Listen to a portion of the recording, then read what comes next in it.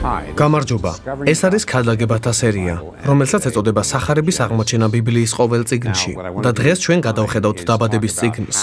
ყოველ ჯერზე ვაპირებ საუბარს იმის შესახებ, თუ როგორ ვითარდება მთლიანი ბიბლიის სიუჟეტი ბიბლიის ამა თუ იმ წიგნში. ასევე, თუ როგორ არის წარმოჩენილი სახარების მადლის პრინციპი ამ წიგნში და ბოლოს, თუ როგორ განსაკუთრებულად გვიჩვენებს უფალი იესოს ესა თუ ის კონკრეტული წიგნი. როგორ ვითარდება დაბადების წიგნში ბიბლიის სიუჟეტი. დაბადების წიგნით იწყება ბიბლიის ისტორია. ბიბლიის სიუჟეტი კი ასეთია: შესაქმე, ცოდვით დაცემა, გამოსყიდვა და აღორძინება.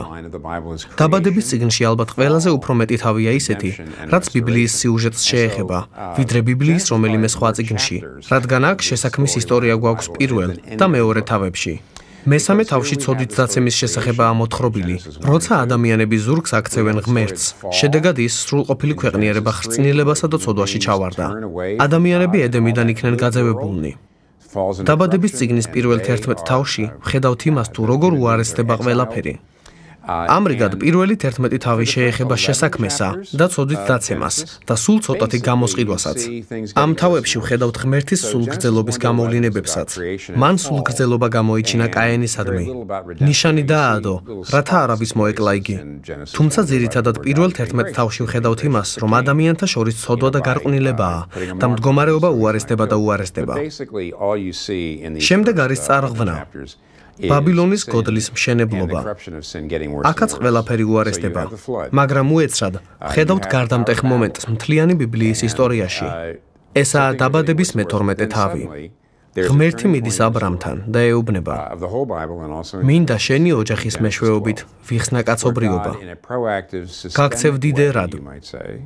ამისთვის კი უნდა დატოვო შენი საცხოვრებელი ადგილი, შენი კომფორტის ზონა, შენი სამშობლო და გახვიდე უდაბურ ადგილას, სადაც მუდმივად იხეტიალებ და სადაც მუდამ მოგზაური იქნები.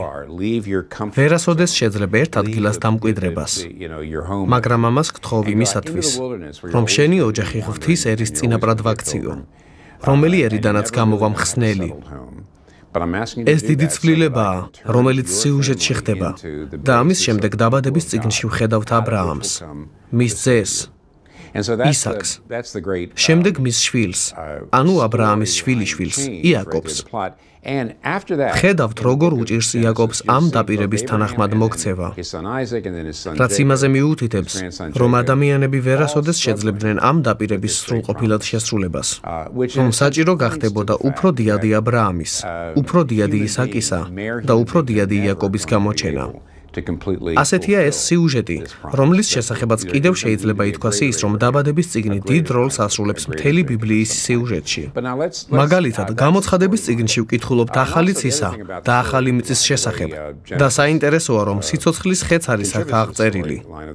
ეს კი მითითებაა იმაზე, რომ ახალი ცა და ახალი მიწა განახლებული ედემი იქნება. გამოცხადების წიგნში ვხედავთ, რომ ედემი გარდაქმნილია საოცარ გამწვანებულ ქალაქად, რომელიც გახლავთ მთელი სამყაროს მიზანი და თუ დაბადების წიგნი არ იცით, ვერ დაინახავთ საით მიჰყავს ღმერთს კაცობრიობა. ახლა პრინციპის შესახებ ვისაუბროთ. ჩვენ მიერ ნახსენების სახარების პრინციპი ნიშნავს იმას, რომ მადლით ხართ დახსნილნი და არა კეთილი საქმეებით. დაბადების წიგნში ორ რამეს ვხედავთ, რაც გვეხმარება იმ პრინციპის გაგებაში, თუ როგორია ღმერთის მიერი ხსნა. პირველი პრინციპი: ღმერთის მიერი ხსნა უარყოფის მეშვეობით. აბრაამი, ასე ვთქვათ, იხსნის ქვეყნიერებას იმით, რომ ტოვებს კომფორტის ზონას და მიდის სახეტიალოდ. ანუ ეს ტანჯვის ერთგვარი ფორმაა. შემდეგ იაკობის მაგალითსაც ვხედავთ, რომელიც ასევე ღმერთის მიერი ხსნის საშუალებად იქცა. თუმცა მხოლოდ მას შემდეგ, რაც დაბრუნდა იძულებითი გადასახლებიდან, როცა იძულებული გახდა, გაქცეულიყო და ოჯახი დაეტოვებინა. ასევე იოსებიც, რომლის შესახებაც დაბადების წიგნის ბოლოსაა მოთხრობილი. იოსები ეგვიპტეში აღმოჩნდა, ყველასგან უარყოფილი. თუმცა შემდეგ ვხედავთ, რომ აღზევდება იგი და ბოლოს საკუთარ ოჯახს იხსნის შიმშილისგან. ეს გახლავთ ნიმუში, რომლის მიხედვითაც ღმერთი იხსნის ხალხს უარყოფილი, გარიყული ადამიანების მეშვეობით. და ეს ნიმუში უდიდეს გამოხატულებას პოვებს თავად უფალი იესო ქრისტეში. დაბადების წიგნთან დაკავშირებით ასევე ძალიან საინტერესოა ისიც, რომ მასში ვხედავთ კურთხევის ფაქტს. ჩემს მეგობარს ტრემპერ ლონგმენს დაწერილი აქვს განმარტებანი დაბადების წიგნის შესახებ, რომელშიც ამბობს, რომ სიტყვა კურთხევა ამ წიგნის ძალიან მნიშვნელოვანი, ძირითადი სიტყვაა. უპირველეს ყოვლისა, სიტყვა კურთხევა ინგლისურ ენაზე არ გამოხატავს იმას, რასაც ეს სიტყვა ნიშნავს ებრაულ ენაზე. ის ნიშნავს დიდ კმაყოფილებას, სისავსეს. დასაწყისში, როცა ღმერთი ქმნის ადამსა და ევას, ის აკურთხებს მათ. ისინი კურთხეულ მდგომარეობაში არიან, მაგრამ როგორც კი ტოვებენ ედემის ბაღს, ცოდვით დაცემის გამო, კარგავენ ამ კურთხეულ მდგომარეობას. დაბადების წიგნის დანარჩენ ნაწილში მოთხრობილი საკმაოდ საინტერესოა. აქ ვკითხულობთ ადამიანების შესახებ, რომლებიც საკუთარი თავის კურთხევას ცდილობენ. მაგალითად, დაბადების წიგნის მე-11 თავში ვკითხულობთ, რომ ადამიანები აშენებენ ბაბილონის გოდოლს, დიდ სათამბჯენს, რათა სახელი შეიქმნან თავისთვის. ანდა საწყალი იაკობი, როცა აცნობიერებს, რომ მამას არ უყვარს იგი ისე ძლიერად, როგორც ესავი. ვგულისხმობ იმას, რომ მიკერძოება ოჯახში საშინელებაა, როცა იცით, რომ მშობლებს თქვენი, ან თქვენი ძმა თქვენზე მეტად უყვართ. საშინელებაა და როგორც იცით, იაკობი გადაიცვამს თავისი ძმის მსგავსად, რათა მამამ აკურთხოს.